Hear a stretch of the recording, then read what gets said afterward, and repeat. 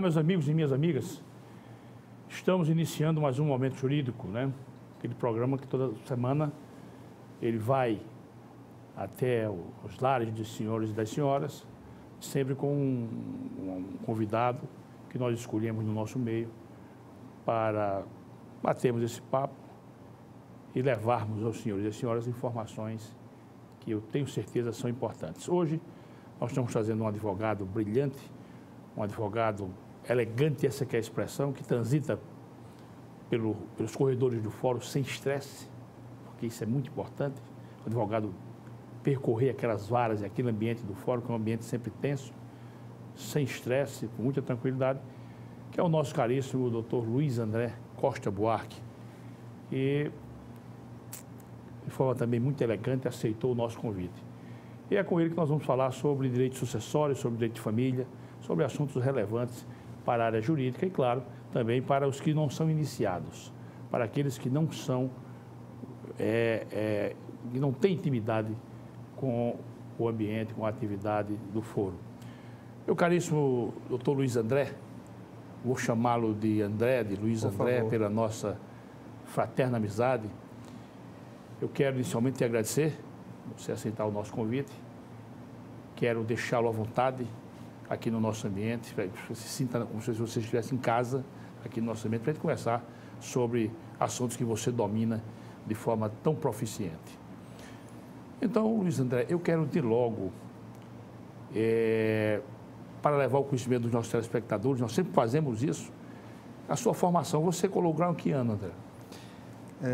Inicialmente, eu quero lhe agradecer profundamente pelo convite. O agradecimento é nosso. Para mim é uma honra imensa, até pela estreita relação que nós temos profissional, claro, e de amizade nesse tempo todo. Claro.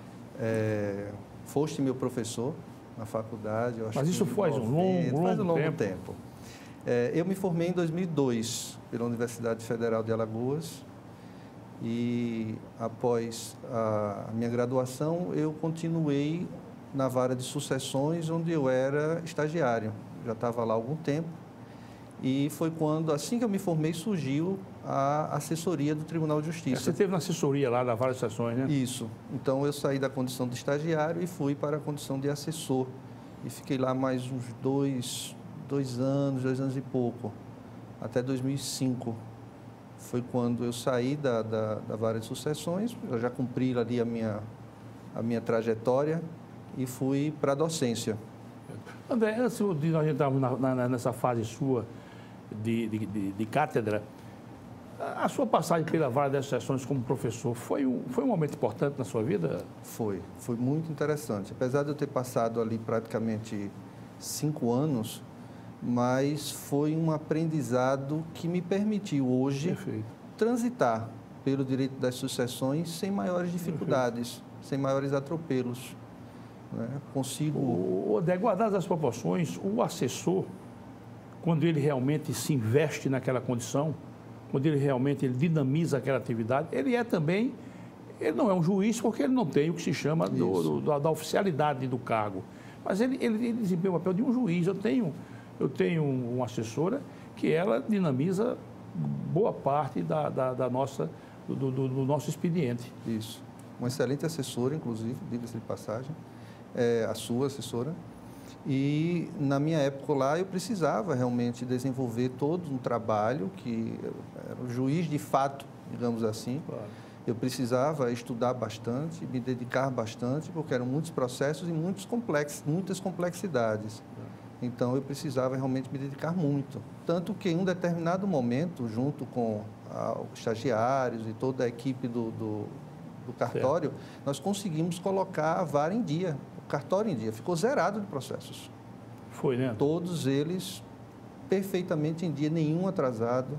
Claro, eram outros tempos, eu estou falando de 13, 15 anos atrás. Talvez o número de processos não fosse tão grande como é hoje. Processos todos eram físicos, não eram digitalizados. Não havia ainda a fase digital, né? Não havia. Mas era interessante.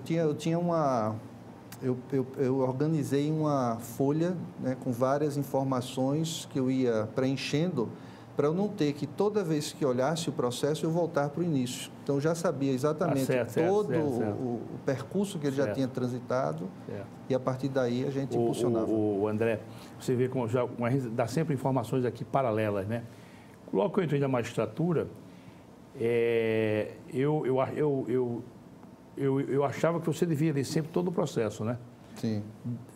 Do início para o fim.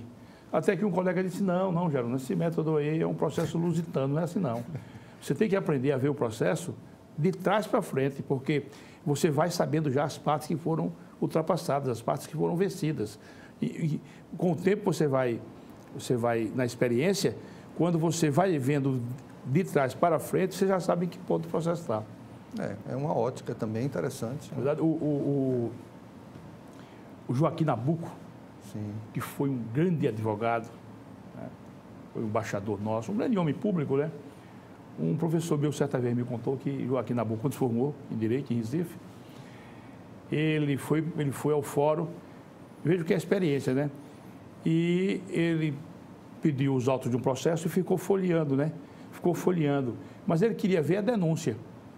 Aí ele virou-se para o escrivão e disse, meu caríssimo, eu gostaria de ver a denúncia. O escrivão estava de costas, assim, procurando, disse, folha 2. Aí quando ele olhou, estava lá na folha 2. Mas rapaz, que memória desse cidadão, né? Porque na nossa época, a denúncia sempre é folha 2, né? Não tem como. Interessante. André, me diga uma coisa, quem é hoje, André, antes de entrarmos nesse assunto, quem é hoje o grande nome do direito sucessório no país? Existe um doutrinador, um ícone sagrado em direito das sucessões? Existe, André? Sim, temos, na verdade, não temos mais de um, né? O professor Paulo Lobo também tem a sua obra Direito das Sucessões. Saiu daqui, está no Recife, né? Está no Recife. Temos a Giselde Ironaca, a própria Maria Berenice Dias, mas o meu ícone, até pela minha estreita relação que eu tenho com ele já há 16 anos, que é o professor Zeno Veloso, de Belém do Pará. Belém do Pará. Ele é professor, tabelião, doutor honoris causa, e tenho uma imensa satisfação de ser chamado por ele de afilhado. Aliás, uma vez você me deu a honra de levá-lo à minha sala. Levei lá no seu gabinete. Para lembrar disso, conversamos aí um bom tempo, tomamos um café. Ele tem um grande nome também em Portugal, né? Tem. Ele é muito considerado em Portugal, né? Ele esteve em Portugal, inclusive, há uns 15 dias. Ele sempre está viajando. E esteve em Portugal para dar uma... André, ele tem obras de direito das sucessões, né? Tem. Ele tem uma obra magnífica, o Direito Sucessório do Cônjuge e do Companheiro. É muito interessante essa obra. Tem, inclusive, em outras áreas também, inclusive uma que é esta aqui da Lei de Introdução às Normas do Direito Brasileiro. Ele não tem uma coleção de livros, volume 1, 2, 3, 4, certo, mas ele tem várias obras esparsas. E as obras dele são são muito sintéticas, são objetividade incrível, incrível. Ele teve aqui recentemente, né? Teve recentemente pela Noreg, ele me ligou dizendo que estava vindo para cá, queria me ver, com a esposa dele, ele veio, nós nos encontramos... André, quando você vai assumir o compromisso comigo e com os nossos telespectadores? Da próxima vez que o professor Zeno vier aqui, e claro, havendo conveniência e havendo tempo também, porque esse pessoal vem em voo de pássaro, né? Isso. Eu queria que você fizesse essa interligação para trazer aqui, para ele bater um papo. Ele conversa muito bem. Naquela tarde que eu conversei com ele, ele é um indivíduo que tem uma conversa fluente e uma conversa muito agradável. Perfeito. E eu queria trazê-lo para cá. Mas, André, me diga uma coisa, você esteve na cátedra há quantos anos? Você foi professor também. Você está afastado da sala de aula. Estou afastado um pouco, Mas você teve quantos anos como professor? Eu tive praticamente 8 anos. 8 anos de cátedra. Eu fiquei inicialmente só na cátedra, certo, depois eu fiquei conciliando com a advocacia, mas é uma responsabilidade muito grande. Até acho louvável aqueles que conseguem, né, conciliar muito bem os dois mundos, mas eu preferi me dedicar mais à advocacia, porque é uma situação, a cátedra, que exige muito de nós. Né? Tem que estar lendo. Você estava dentro de sucessões, André? Estava em sucessões de família. Isso não é brincadeira. Aí dali só vai quem tem negócio. E principalmente família, porque a atualização do direito de família é cotidiana. Né? Mas eu vou daqui a pouco entrar em alguns assuntos com você em direito das sucessões, que eu aviso logo, hoje eu vou ser um aluno seu pelas minhas curiosidades, eu e os nossos telespectadores, porque é uma área que eu sei que o indivíduo deve se dedicar diuturnamente. Isso. Na verdade. Mas antes de chegarmos lá, André, como é que você vê? Eu, há uns anos atrás, eu explico porque eu vou fazer essa pergunta. Há alguns anos atrás, eu escrevi um artigo ao qual eu dei o título de Nada Mudou desde Tito Coruncânio. Tito Coruncânio foi um tribuno da plebe, que ele foi quem primeiro levou o direito às praças públicas em Roma. Porque antigamente o direito era uma coisa fechada. Hermética. Né? Você sabe que o grande mérito da lei das 12 tábuas foi tornar público o que não era público. Né? A partir dali é que as pessoas passaram a ter a ideia das leis que iam dar regência às suas vidas. Esse é o grande mérito da lei das 12. Era uma lei, inclusive, uma lei péssima. Sim. Mas ela teve essa virtude de tornar público o que não era público. Exato. E Tito Coruncânio teve essa grandeza de levar para o povo as discussões jurídicas. Né? Então, era um método de explanação, que é um método ainda hoje de se ensinar direito. Aliás, você encontra naquelas conversas de Tito Coruncânio o embrião das nossas faculdades de direito. Então, continua sendo aquele método de explanação. Outro dia eu perguntei a um convidado nosso, ele deu uma resposta muito interessante. André, você não acha que o direito não evoluiu em termos de explanação, em termos de explicação? Continuamos ainda o professor falando, o aluno vindo, com aquela participação, às vezes, bastante limitada. Como é que você vê o ensino jurídico hoje, André? Você acha que ele poderia... O Clóvis de Couto Silva, né, faleceu precocemente, ele achava que o curso de Direito devia ser todo ele de palestras. Sim. Todos eles de palestras. Não era como esse método nosso. Uns comentam o artigo, né, outros falam mais a dogmática e tal. Devia ser todo de palestras. Como é que você vê o ensino jurídico hoje, André? Você acha que ele poderia melhorar? Podia. Acredito que sim, né? Principalmente em uma oxigenação na forma como esse ensino jurídico hoje ele é ministrado. A ideia de palestras é interessante. E o Clóvis Couto Silva aqui. Isso. É uma obra interessante, ele tem também de sucessões, né? A parte de procedimentos sucessórios, e tem um livro maravilhoso também. Ele também tem uma obra básica de contrato, não me ocorre o nome aqui, eu tenho essa obra dele. Mas é um grande juiz, morreu fazendo CUPA, inclusive, né? Infartou fazendo uma caminhada ali em Porto Alegre, naquele aqui é um lago, né? Aquilo não é um...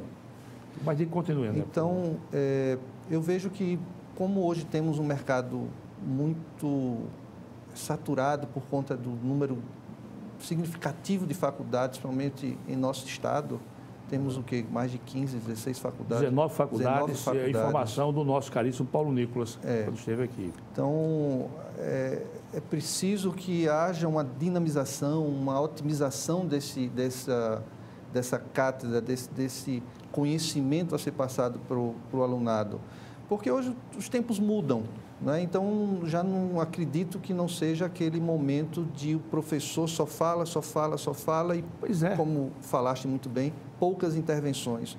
Nas minhas aulas, eu gostava muito quando havia participação do alunado, eu provocava essa participação. Porque o direito, como um método dialético, ele precisa ter dois caminhos, dois pontos de vista. Quando eu digo uma forma nova, não é na questão da grade curricular, não. Sim. Porque a nossa grade curricular, ela não mudou desde a fundação dos cursos jurídicos no Brasil, em 1827. Não estou por aí. Mas eu digo a forma de você... Transmitir.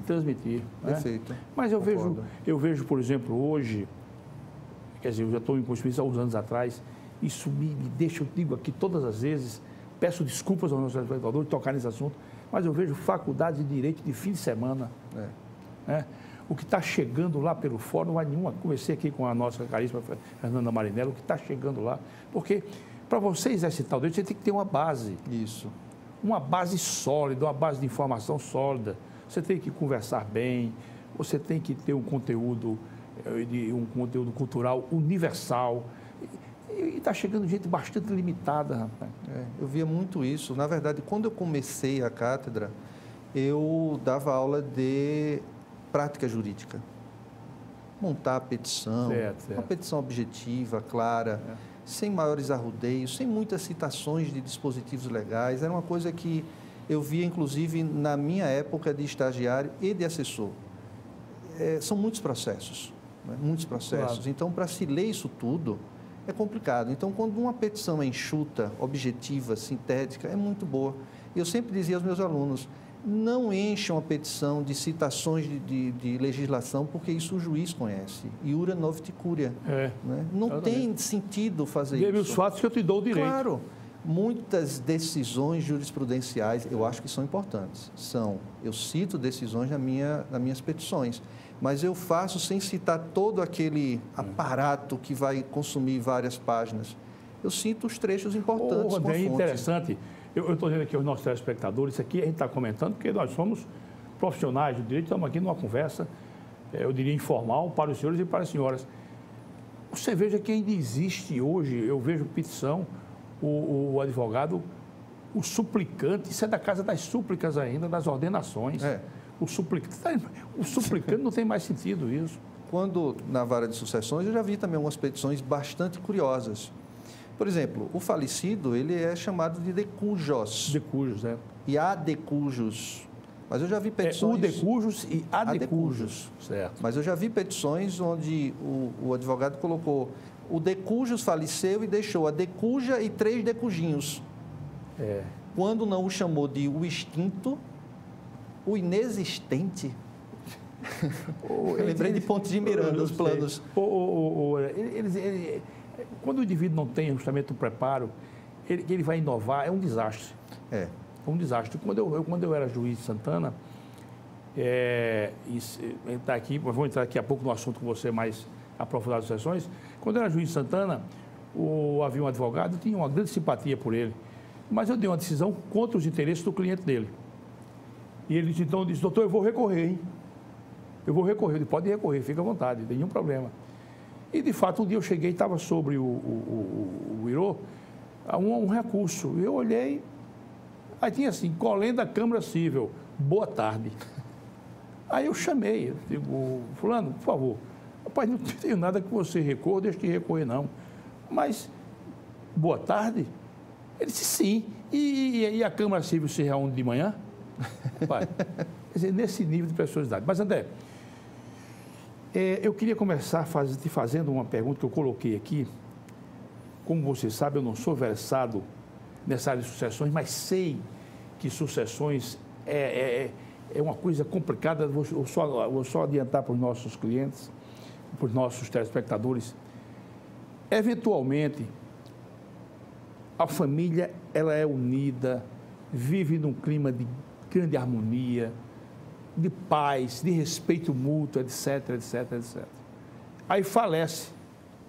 O pai ou a mãe, não importa, abre-se o processo sucessório. Acabou-se. Gera-se uma desarmonia em razão dos bens. É um negócio muito complicado. Aí eu lhe pergunto, meu caro André, qual é a maior dificuldade hoje na jurisdição sucessória? Você tem essa experiência larga, qual a maior dificuldade? Justamente essas disputas familiares. Eu já vi processos... Desce para mesquinharia, né? Isso. Eu já vi disputas por 30 centímetros de terra. 30 disputas ferrenhas, né? Ferrenhas, 30 centímetros. Porque era uma garagem e do lado havia um outro imóvel também do Decujos e uma herdeira alegava que a garagem era pequena para entrar com o carro e precisava de 30 centímetros. E a briga do processo foi nesses 30 centímetros, se havia direitos, se não havia direitos, se cederia, se não cederia. Outros processos com muito patrimônio, um processo, inclusive, que se arrasta até hoje. Até hoje, né? Na minha época, quando eu saí, ele já tinha 30 anos. 30 anos o processo. Brincadeira, né? O herdeiro, que também era advogado, ele casou-se, teve um filho, esse filho foi para a faculdade, se formou em Direito e atuou no processo. Estudou comigo, inclusive. Ele. Eu acredito. Quando eu passei em Santana, estou dizendo o exemplo Santana, porque eu substituí em Santana o nosso colega Maurílio. Sim. Nosso caríssimo Maurílio. E quando eu cheguei para assumir, ele estava vindo para a capital e eu estava chegando em Santana do Ipanema. Ele, então, foi comigo ao fórum, me passou o serviço E realmente a vara estava enxuta. Agora ele olhou assim e disse, olha, Geraldo, está vendo aqueles 4 processos ali? Eram 4 processos que estavam assim embaixo de uma prateleirazinha. Ele disse, olha, são processos complicados. Eu tentei mexer, me arrependi. E você deixa que procure aí. Não vai mexer nisso não. Tá bom. Mas um dia eu ia para o hotel, assim, eu disse, pai, vou levar para dar uma lida nesse processo à noite. Peguei lá, lancei mão de um, era o inventário. Olha, eu estou contando história, eu passei por Santana em 1996, 95, 96, eu passei em Santana de Ipanema. Esse inventário era de 1961. Quer dizer, quando eu passei em 95, 96, esse inventário era de 61. A senhora tinha falecido até aqui no Hospital dos Usineiros. Eu fui folheando aquilo ali, já tinha morrido, os advogados já tinham morrido, os promotores já tinham morrido. E eu perguntei, tem algum herdeiro aqui ainda vivo? No outro dia eu perguntei, só tem um, que não é filho de nada, ele é marido de uma filha da mulher que faleceu. Todos tinham falecido. Não havia mais bens, não havia mais nada. E você vê, você perdeu todo o patrimônio, porque... Quer dizer que a grande dificuldade... é essa briga familiar. E não tenta conciliar, não, nesse caso aí? Tenta conciliar, né? É a solução, é tentar conciliar. Infelizmente, muitas vezes, esse ranço familiar, essa intriga, porque psicologicamente há quem coloque a situação em que as pessoas, por incrível que pareça, em vez de cada um seguir o seu caminho, preferem continuar unidos através, ou melhor, juntos, né? Através do litígio. Do litígio. Do litígio. Né? Eu já recebi no escritório 4 irmãos, 4 irmãos, litigando sobre o patrimônio deixado. E um acusava o outro, ameaçava de morte, era uma coisa séria. Quando nós conseguimos conciliar, encontrar uma solução, aí um deles se levantou e não quis mais nada e foi embora. E era um típico caso daqueles, eles queriam estar ali juntos no litígio, mas a partir do momento em que se aventou a solução para que cada um recebesse sua parte e caminhasse, eles não quiseram. André, e me parece que é também de grande dificuldade quando o inventário vai numa dinâmica, se caminhando para uma solução amigável, uma partilha com todo conforto, quando morre um herdeiro e deixa filhos, deixa 3, 4 filhos. Ali pode gerar um grande problema. Pode gerar um outro conflito. Pode gerar outro conflito. Um grande conflito, né? É menos complicado porque, de qualquer forma, eles estão representando. Eles herdam por estirpe. Eles herdam por estirpe, né? Mas não deixa de ser um fator que pode ser complicador, sim, desse processo de inventário. Pode ser, e aí, às vezes todo o trabalho é perdido, né? Porque... E o juiz não tem como compulsoriamente bater o martelo e dizer, olha, a divisão vai ser feita nesse sentido. Pode fazer isso? Tem, existe essa possibilidade. Agora, na prática, eu acho que só vi uma vez. A tentativa máxima é realmente conciliar para que a partilha seja de forma cômoda, de uma maneira consensual, de preferência, para evitar que o juiz possa, ele sozinho, deliberar sobre uma partilha que vai envolver os interesses de uma família. E aí, com isso, gerar recursos e mais recursos. Então, tenta-se evitar isso. André, na realidade, um inventário feito em desarmonia, eu vou usar uma expressão de um grande jurista romano, o Jácio. Ele dizia que o inventário em meio a uma desarmonia é uma cimenteira de discórdia, né? É discórdia de todo tipo, né? André, e o inventário administrativo, como é que está isso? Quando as partes são maiores, capazes e estão de acordo... Parte de uma harmonia primeiro, né? Isso, tem que partir de uma harmonia. Podem ir ao cartório de notas e lá celebrarem uma escritura pública de inventário. Só que ainda continua muito burocrático. É um procedimento muito burocrático. É caro, André? Não, não é caro. Então, na maioria das vezes, se o patrimônio ele é um patrimônio significativo, é melhor que se faça em cartório, porque as custas do cartório, elas têm um teto, 4.382, salvo engano, é o máximo que se paga no cartório de custas cartorárias. Isso, se for judicializado, é um percentual alto sobre o valor do patrimônio hereditário. Então, é muito melhor que haja consenso, apesar da burocracia, e fazer em cartório. Cartório, né? Claro que é interessante, interromper, mas depender do patrimônio, é por isso que é importante a atuação do advogado para saber se é mais vantagem ir ao cartório com essa burocracia ou se recorrer ao Mas ele ainda não é judiciário. muito utilizado não, né, André? Está sendo bem utilizado agora. Tá, né? Está sendo bem utilizado. Né? Inclusive, um tio meu faleceu, nós estamos recorrendo ao cartório para fazer esse inventário.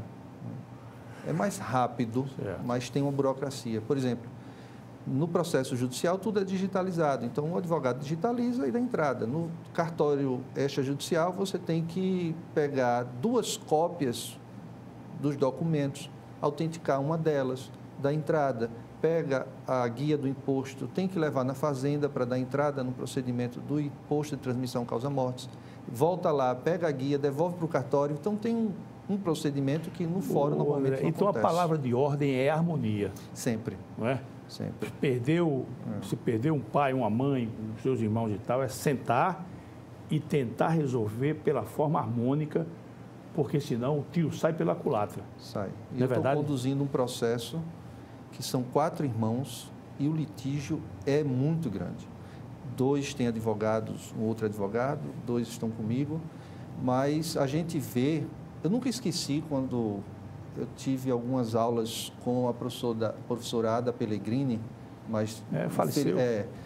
Ela sempre dizia que o que tem que ser resolvido não é a lide processual, mas a lide social, é o conflito de interesses que está por trás do processo, porque senão, principalmente em vara de família e sucessões, essa lide vai continuar gerando repercussões. E nesse caso que eu acompanho, eu noto que muitas questões estão relacionadas à adolescência e à infância dos herdeiros. E isso traz hoje, para o dia atual, acusações recíprocas, troca de farpas, e isso atrapalha o caminho, o andar do processo. Quando aí, às vezes, assim, papai gostava mais dele. Exatamente esse é o caso. Esse tipo de argumentação vem na... Esse é o caso. Isso era a mãe do caso, né? Isso querendo dizer que o indivíduo foi mais beneficiado. Isso. André, não fazer uma pausa, mas eu quero retornar com você, meu caríssimo amigo, perguntando o tempo que dura um inventário, em média, se você pode nos dar essa informação. Tá certo? Tranquilo. Vamos continuar nesse assunto, que eu volto a dizer, aqui eu sou o seu aluno, juntamente com os nossos telespectadores, você está nos ministrando informações que eu nunca fui juiz das sucessões, e você sabe que na nossa vida profissional a gente se afasta naturalmente para se dedicar de forma exclusiva e diuturna àquele ambiente que nós estamos oficiando. Eu já estive no Tribunal do Júri, hoje eu estou numa vara civil. Isso. Voltamos já. Meus caros telespectadores, muito obrigado pela atenção e voltamos num instante.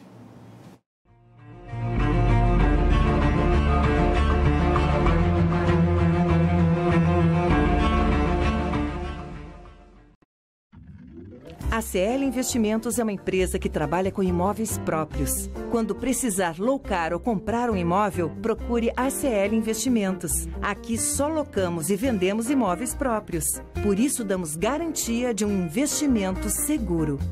ACL Investimentos, Rua Durval Guimarães, Edifício Leonardo da Vinci, Ponta Verde. Fone 3327-3911.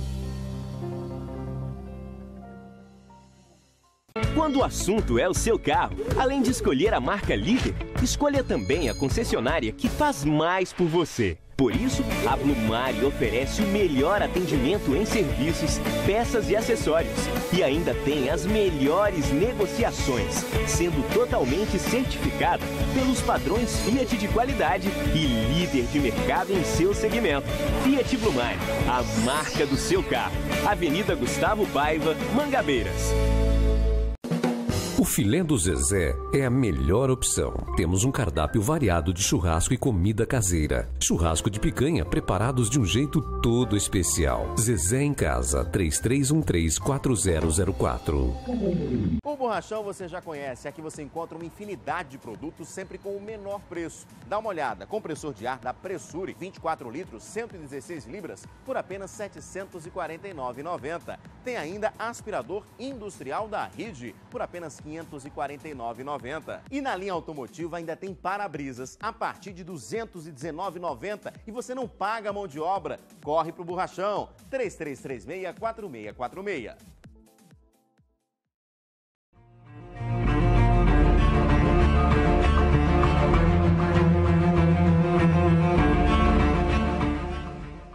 Olá, meus amigos, minhas amigas, estamos retornando aqui o nosso momento jurídico, conversando hoje com o nosso caríssimo doutor Luiz André, a quem eu pedi permissão, em nome da nossa amizade, para chamá-lo de André ou Luiz André simplesmente.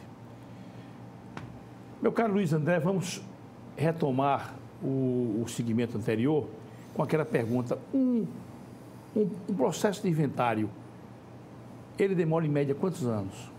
Eu trouxe aquele caso de Santana, que em 95, 96, ele era de 61, né? Já há um longo tempo, todo mundo já tinha morrido e tal. Mas, em média, quanto tempo demora um inventário? Quando há litígio, é difícil dizer, é difícil precisar. Não pode nem precisar, né? É difícil, muito difícil. Mas não vai durar menos de 2, 3 anos, porque é preciso marcar uma audiência. Se nessa audiência resolver, ótimo, se não, tem uma segunda, uma terceira, uma quarta audiência. E quanto mais as partes estão dispostas a continuar no litígio, mais demorado é o processo. Quando ele é consensual, seja na justiça, inclusive na justiça, é rápido, tem maiores dificuldades. O único empecilho, mas é de ordem processual, não tem nada a ver com as partes, é quando é o inventário propriamente dito. Porque nós temos duas espécies, inventário sobre o rito comum e inventário sobre o rito de arrolamento. Que a gente chama simplesmente de arrolamento. Só um minutinho. Explica para mim e para os nossos telespectadores a distinção entre arrolamento, propriamente dito, e o arrolamento é um inventário, né? O arrolamento e o inventário propriamente dito, vamos chamar assim. Isso. O inventário pode ser colocado como um gênero, né? Até com pontos de Miranda diz, o inventário nada mais é do que inventariar, relacionar, né? Descrever o patrimônio deixado. Então, hoje você tem um inventário sobre o rito comum, que simplesmente é chamado de inventário, e o inventário sobre o rito de arrolamento, simplesmente chamado de arrolamento. Quando as partes são menores, incapazes, então faz-se o procedimento de inventário. Não há como fazer arrolamento, não, né? Tem como fazer arrolamento, hoje o novo código permite o arrolamento. Mesmo com o menor? Mesmo com o menor.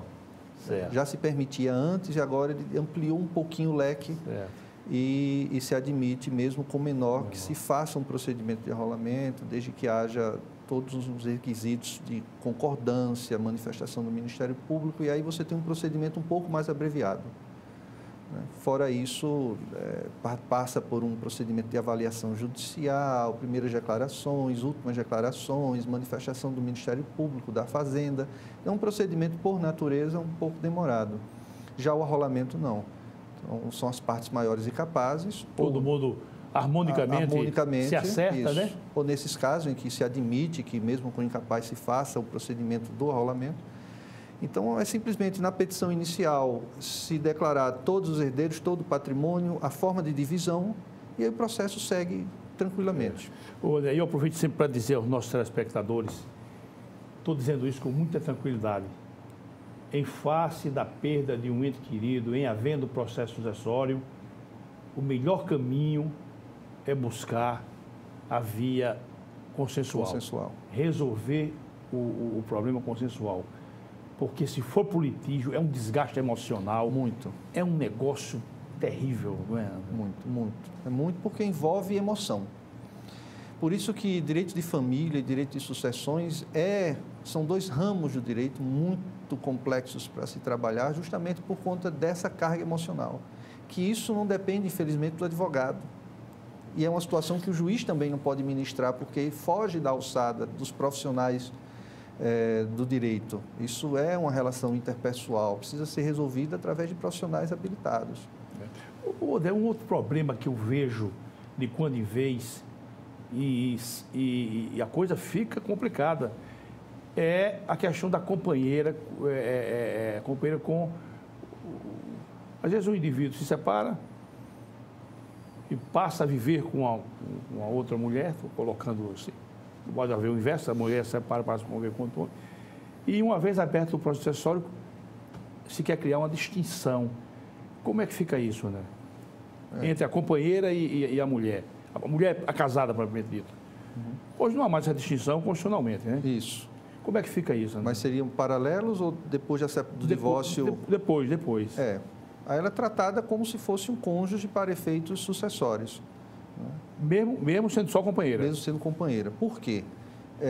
Apesar do novo código, não se pode nem chamar de tão novo até pelo tempo, mas mesmo quando ele foi editado, o novo código já não era tão novo. Nós sabemos, o projeto é de 75. Passou um longo tempo. E de última hora inseriram ali a sucessão do companheiro, inclusive em capítulo distinto dos cônjuges. E a eles, companheiros, foram atribuídos direitos muito diversos do que atribuídos ao cônjuge. Tanto é que agora, recentemente, o Supremo Tribunal Federal bateu o martelo e disse que não pode haver distinção, inclusive sucessória, entre o cônjuge e o companheiro, de forma que não se aplica mais o 1790, a sucessão do companheiro, devendo ser aplicado o 1829, a sucessão do cônjuge. Ou seja, as mesmas regras do cônjuge são aplicadas agora. Essa votação já terminou no Supremo? Terminou. Terminou, né? André, e quando há filhos, esse é problema também. Também. É problema. Por exemplo, o indivíduo casado, 3 filhos. A mulher vem a falecer, ou então ele se separa, não importa. Ele passa a viver com outro e tem mais 2 filhos. Como é que fica essa questão toda? Com relação aos filhos, todos eles participam igualmente da sucessão mais adiante do pai, por exemplo? Se for do mesmo pai, participam, mas é uma situação delicada porque o Código traz algumas situações bastante inusitadas e delicadas, que ele teve a intenção de proteger o cônjuge, claro, mas vamos nesse exemplo, que inclusive foi consultado sobre isso. O casal se divorciou e a mulher, que tinha um apartamento, no divórcio ela ficou com um apartamento, ela casou novamente e ela tinha 2 filhas. E ela me pergunta, André, se eu morrer, o apartamento é só das minhas filhas, não é? O casamento pelo regime da comunhão parcial. Eu disse, não. Como assim não? Mas é um apartamento que eu já tinha antes de me casar novamente. Como é que... Olha, infelizmente o código, ou felizmente para alguns, mas para você talvez não seja uma notícia tão boa, o novo código diz que já não é tão novo, repito, mas o Código Civil atual, ele diz que, sendo casado pelo regime da comunhão parcial e havendo bens particulares, o cônjuge, ele herda junto com os filhos, ele tem uma cota à parte. Porque, como sempre foi, quando uma pessoa falece, há uma ordem de vocação hereditária. Quem recebe o patrimônio... A não ser que seja separação total de bens. Isso. Né? Certo. Mas, mesmo assim, tem algumas diferenças. Se a separação ela é obrigatória ou se ela é convencional. Certo. Mas sempre se seguiu a seguinte ordem. Falecido vai para os descendentes. Filhos, netos, bisnetos. Certo. Não os havendo, os ascendentes. Certo. Os pais, os avós. E não os tendo, o cônjuge. Então, o cônjuge estava na 3ª classe. Depois dele, os colaterais até o 4º grau, primos. Depois disso, já não tem ordem sucessória. O novo código, objetivando privilegiar o cônjuge, porque muitas situações ocorriam da seguinte maneira. A pessoa já tinha patrimônio, já estava, por exemplo, indo para o 2º casamento, casava e durante este casamento, regime da comunhão parcial, eles não adquiriam nada. Então, a seguir o modelo antigo, com falecimento, o que é que esse cônjuge iria receber? Nada, porque nada foi adquirido durante o casamento. E muitas vezes se constituiu numa injustiça. Isso. Então, o que foi que o Código fez desde 2003, quando ele entrou em vigor? Ele disse, olha, a herança vai para os filhos, em primeiro lugar, mas o cônjuge, ele vai ter uma participação nessa herança em relação aos bens particulares. E aí eu disse a esta moça que me perguntou, eu disse, olha, infelizmente, para você, né, o apartamento será dividido em 3 partes, entre as suas 2 filhas e o seu marido. Igualitariamente. E ela ficou chocada. Eu disse, olha... Então ela não gostava desse rapaz. A gente não sabe, né? Mas... Conclusão. Eu ainda disse, eu ainda vou falar mais uma coisa. Isso que foi? Ele tem direito real de habitação. Então, enquanto ele vivo for, ele tem o direito de morar no imóvel. Essa mulher ficou branca. Ela praticamente, eu acho que a vontade dela era pular da janela. Só um parênteses, eu quero voltar, inclusive eu quero trazer à colação um comando aqui legislativo, quero que você faça um comentário sobre ele. Porque o direito ele é muito dinâmico, né? Como também é a medicina, engenharia também um pouco menos e tal. Mas eu não me recordo dessa palavra na minha formação acadêmica, na minha vida de advogado, depois do tempo todo na magistratura. Só agora, recentemente, eu vim tomar conhecimento dessa expressão. Achei até interessante. Poliamor, é? Poliamor. O que é poliamor, André? Diga aqui para mim e para os nossos telespectadores. Poliamor é um instituto jurídico agora? Está sendo colocado como instituto jurídico. É construção jurisprudencial, é? Não. É construção doutrinária de alguns doutrinadores, mas ainda não é aceito. Não é nem na lei ainda, né? Não é na lei e nem na jurisprudência. O que é isso, poliamor? Vamos fazer um breve relato histórico. Eu posso dizer assim, fulano de tal está vivendo poliamor? Pode. Pode dizer? Pode, ou uma poliafetividade. Poliafetividade. Né? O Código de 16, ele só consagrava como família aquela formada pelos laços sagrados do matrimônio. Certo. Não existia outra espécie de família e o casamento indissolúvel. Aí o que fazer com aquelas pessoas que optaram por não casar, mas simplesmente viverem juntas sem os laços de matrimônio? Era concubinato. Não era chamado de união estável, era uma relação espúria. Concubinato, né? era. De concubinatos, né? Que quer dizer, deitar, dormir ao lado de alguém com a conotação pejorativa. Né? Depois é que isso foi evoluindo para se admitir o concubinato puro, impuro, e depois veio o que se chamava de concubinato puro, que eram duas pessoas desimpedidas para casar, e ali se chamou união estável. Foi quando o Código Civil de 2002 inseriu, né, a toque de caixa a união estável. Mas a união estável, ela já era reconhecida na Constituição. Em ambiente também jurisprudencial. Também. Começou. Também. Só que começou de forma bem interessante, porque como não havia regulamentação, apesar de reconhecida na Constituição Federal de 88, então o que é que os tribunais passaram a fazer para tentar conferir direitos a essa companheira, na ausência de regulamentação legal? Prestação de serviços. Elas recebiam como empregada doméstica. Eu me lembro disso, eu me recordo. Indenização. Dava pena, né? Dava pena. Ela recebia como fosse, na mesma condição como fosse uma empregada doméstica. Isso. Exatamente. Era a monetarização daquele afeto. Exatamente. Então, prestação de serviços. Exatamente. Pelos serviços prestados. E aí começou-se, num outro momento, a questionar. Tudo bem. E quando você tem duas relações paralelas? Quando o cidadão vive com duas mulheres em famílias distintas, por exemplo, a pessoa é casada, mas mantém uma união estável com outra mulher e constitui família e tem filhos. Começou-se a dizer, vamos observar se essa moça do segundo casamento estava de boa ou de má fé. E a gente fala mulher porque normalmente essas relações envolvem a mulher. André, deixa eu só dar uma informação aqui, para a gente só, nessa conversa nossa. Eu me recordo, quando eu era advogado, que uma das condições para que a união estável fosse reconhecida era não haver impedimento de nenhum deles para o casamento. Isso. Não é verdade? E aí, por conta disso, exatamente por conta disso, é que se questionou o seguinte: este partícipe dessa segunda união paralela está de boa fé, ou seja, sabia que a pessoa com quem ela se relacionava era casada? Sabia. Então, está de má fé, temos aqui concubinato. E como é concubinato, não tem direitos algum.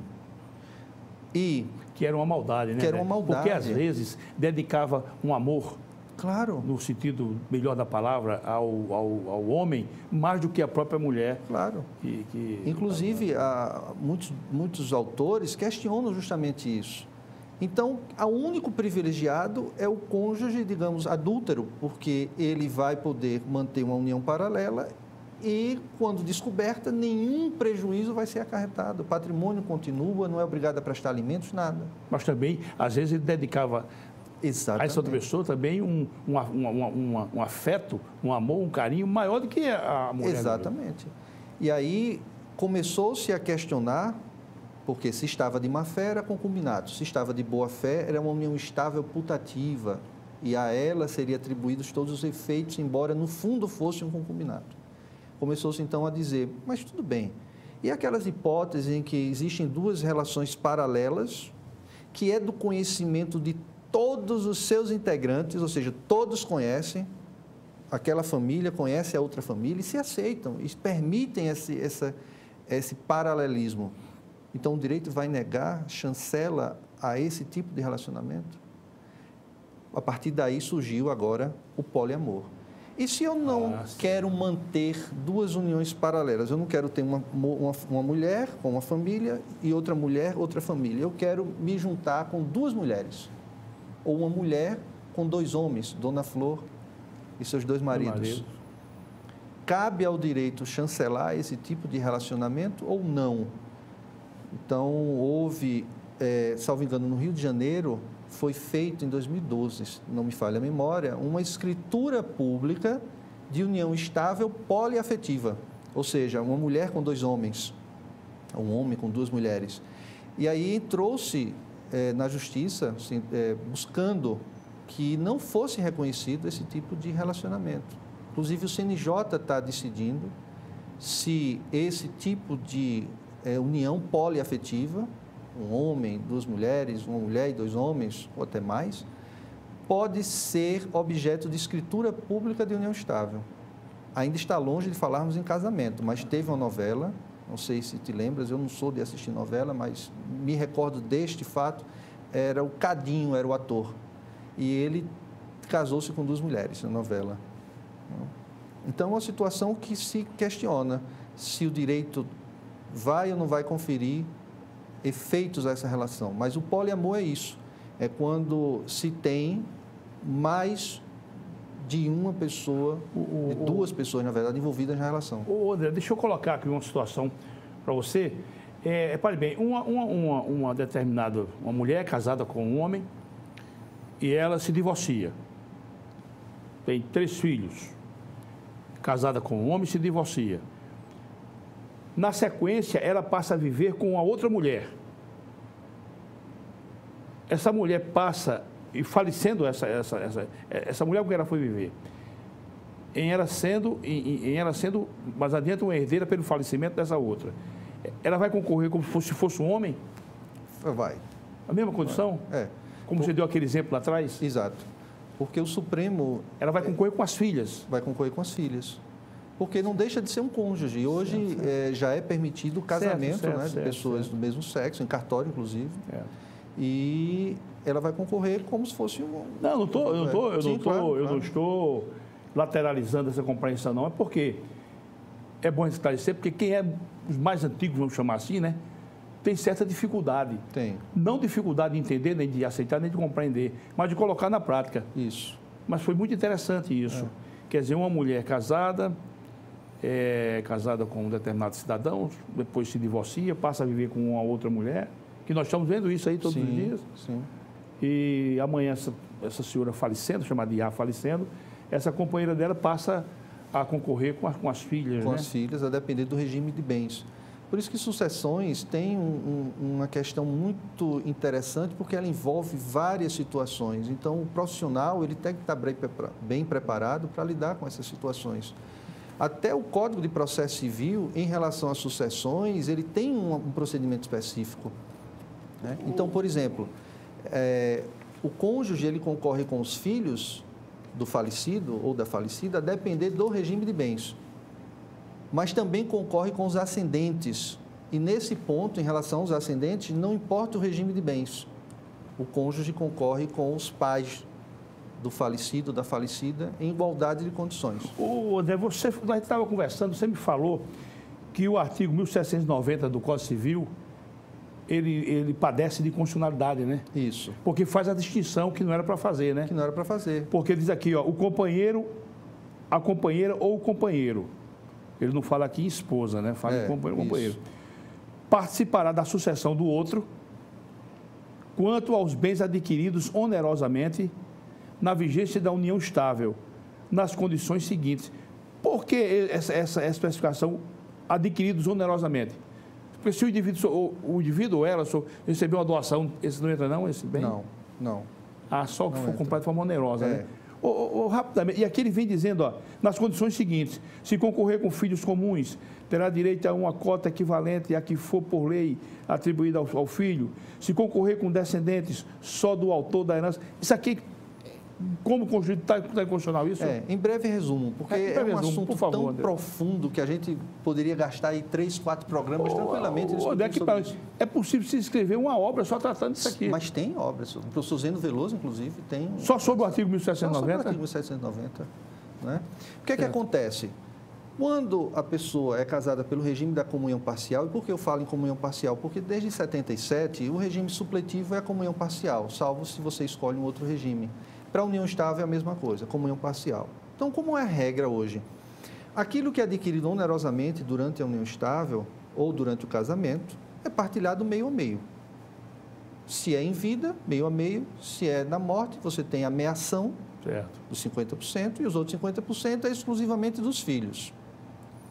Para o cônjuge, como é ainda, né, que agora a união estável está sendo aplicada a ele, os bens particulares, o cônjuge vai ter, como a gente já conversou, uma parte. Só que para o companheiro em união estável, olha o artigo legal, participará da sucessão quanto aos bens adquiridos onerosamente durante a união estável. Então, a participação do companheiro era restrita àqueles bens adquiridos onerosamente. O que isso quer dizer?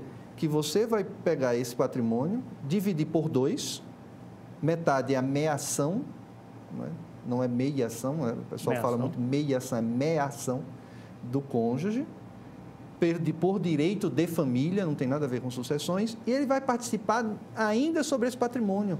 Da outra metade é que ele vai participar. Enquanto que para o cônjuge isso não existe. Até o professor Zeno Veloso, ele diz, onde você meia, não se herda, e onde se herda, não se meia. Então, se para o cônjuge, do patrimônio adquirido onerosamente durante o casamento, metade é meação e a outra metade é exclusiva dos filhos, e esse cônjuge só vai participar da herança quanto aos bens particulares, exclusivos, para o companheiro está tudo limitado ao que foi adquirido durante a união estável. André, um outro tema tormentoso que eu fiz questão aqui de anotar, porque é tormentoso, é a questão da exclusão da sucessão hereditária. Isso. Deserdação e indignidade. Isso. O pai pode fazer isso com o filho? Pode. Aí ele deserda ou ele declara o indivíduo indigno? Como é isso, André? Eu vou pegar um exemplo concreto. Um filho assaca em desfavor do pai publicamente expressões altamente desprestigiantes. Vagabundo, velho safado, um exemplo, né? Como é que fica isso aqui com relação à deserção e indignidade, André? A deserdação e a indignidade são duas hipóteses em que o herdeiro, né, pode ser excluído da sucessão. E eu falo herdeiro necessário. Sim. Quem são? Descendentes, ascendentes e cônjuges. Certo. Porque, querendo excluir um colateral, basta fazer um testamento. Mas nenhum problema. Não tem problema nenhum. Mas um filho que pratica esse tipo de ato com relação ao pai, ele pode, em testamento, fazer a deserdação deste filho. Só em testamento, André? A deserdação é só em testamento. A deserdação só em testamento. E a indignidade é uma ação judicial. É uma ação judicial. Com hipóteses previstas legalmente, certo, em que se vai pedir a declaração de que aquele herdeiro, pelo ato praticado, é indigno. Foi o que aconteceu com Susana von Richthofen. Sim. Ela matou os pais e o irmão entrou com uma ação de indignidade para que ela fosse afastada da sucessão. E, a partir daí, questionou-se, inclusive, se o irmão não fizesse nada, ela ia receber normalmente? Foi quando se aventou a possibilidade de o Ministério Público, nesses casos de homicídio doloso, não é culposo, é doloso, ou tentativa de homicídio doloso, o Ministério Público entrar com essa ação. Petitularidade. Isso. E hoje já tem no final do ano passado, já se reconheceu o Ministério Público como legitimado para esse tipo de ação. Foi feita uma inserção no Código Civil. E essa Suzana von Richthofen, ela foi declarada indigna? Foi declarada. A decisão declaratória, né? Foi declarada indigna. Existe diferença entre deserdação e indignidade? Afora esse formalismo, que um só pode ser em testamento. Mas eu digo, a motivação pode ser a mesma para deserdar e para... Para deserdar pode ser a mesma da indignidade, mais algumas outras, como é o caso das ofensas graves. Né? Veja que a indignidade são hipóteses muito taxativas. Já a deserdação abrange estas e mais algumas outras, como é o caso de ofensa grave, como é o caso de, o Código ainda fala em relações ilícitas com a madrasta ou o padrasto, né? Ainda, algumas questões. André, nós estamos chegando ao final, mas eu queria que você, em breve traço, não é? Esse é um assunto que eu poderia, que até que, se não é inesgotável, ainda, como você disse, ainda poderia comportar aqui uma conversa nossa muito longa, mas eu quero que você dissesse qual a importância do inventariante num processo de inventário.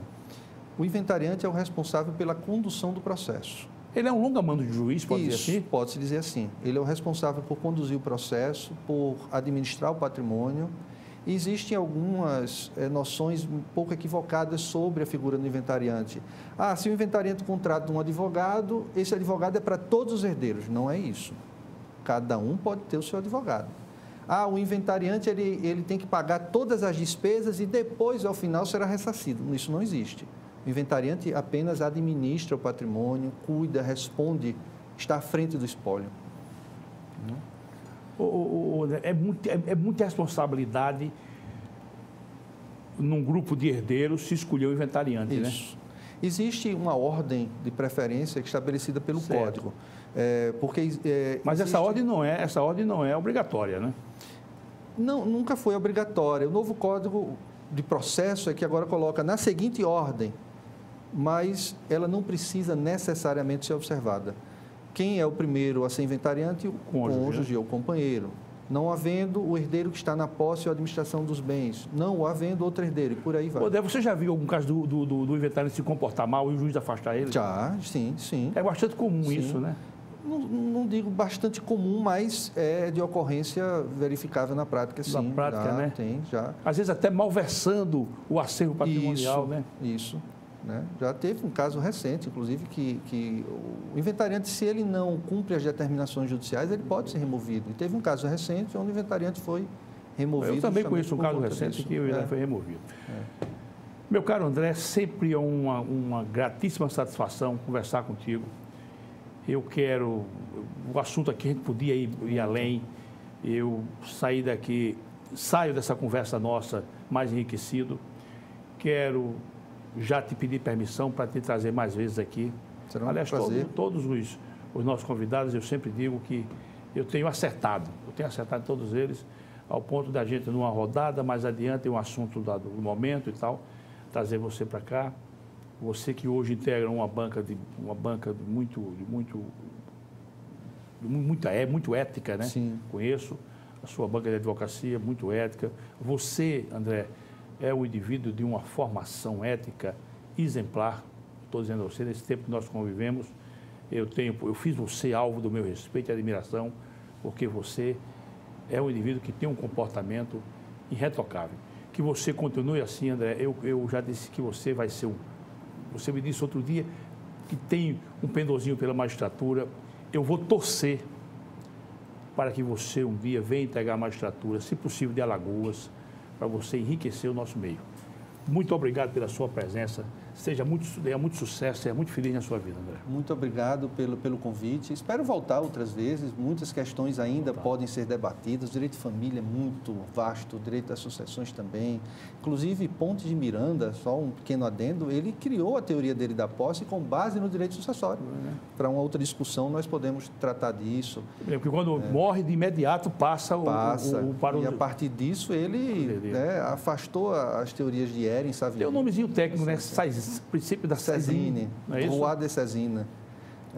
E outras questões de direito de família também, por exemplo, algo que ninguém sabe ainda, não está muito divulgado, é que o transexual hoje, ele pode se dirigir ao cartório de notas, de registro civil, perdão, e ir lá trocar o nome e o sexo. Ele mesmo vai, né? Ele mesmo vai, foi uma decisão recente. Aqueles agora documentos ali do médico e tal, etc. Ele Nem vai... precisa. Não precisa, Nem né? precisa. Ou a decisão do Supremo em uma ADI disse que ele pode fazer uma autodeclaração lá no próprio cartório. Avançamos. Eu presidi uma relação processual há uns anos atrás, muito dolorida, porque justamente era isso. O rapaz saiu daqui, foi para um desses países da Ásia para poder fazer a cirurgia. E não precisa fazer cirurgia, não precisa ter feito, só ir ao cartório. Maravilha. Eu me regozijo porque mostra que o nosso país, nossa sociedade, por um lado, se ela ainda se mostra retrógrada, por outro lado, se mostra avançada e está em condições de igualdade com as sociedades mais avançadas. Isso é muito bom. André, mais uma vez, uma honra, uma satisfação você estar aqui conosco. Faço isso em meu nome, em nome da nossa equipe, em nome da nossa casa, que é a TV Mar Canal 25. Agradeço bastante e renovo a minha admiração por ti. Sabes disso, não faço com qualquer falsa modéstia. Então, nós nos reciprocamos. Com certeza. Em respeito e admiração. Com certeza. Meus amigos e minhas amigas, muito obrigado sempre pela audiência. Até o nosso próximo encontro, se Deus quiser. Tchau.